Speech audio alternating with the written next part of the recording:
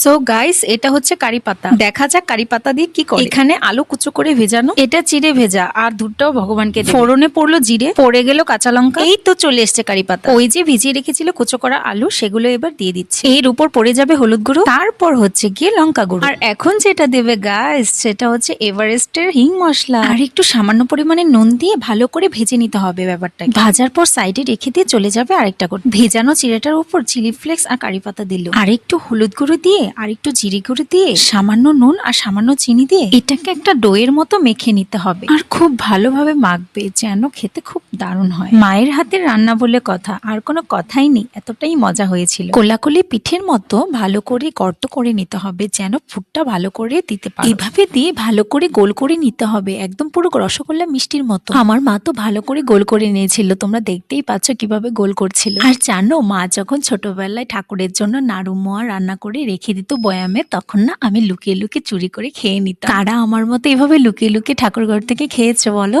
কমেন্টে জানিও। আর হ্যাঁ, ওইদিকে আমার মার সবগুলো বানানো হয়ে গেছে, দেখো সাজিয়ে নিয়েছি, দেখতে কত সুন্দর লাগছে না। এবার গরম তেলে মা মুচমুচে করে সবগুলো ভেজে নিচ্ছে। যখন ভাজছিল না, তখন না মনে হচ্ছিল যেন নিয়ে খেয়ে নেই, কিন্তু কি করার, ভগবানকে দিয়ে খেতে হবে তো। জীবনে কিছু পাই আর না পাই, বাবা মায়ের ভালোবাসা পেয়েছি। দেখতে খাসা হয়েছিল।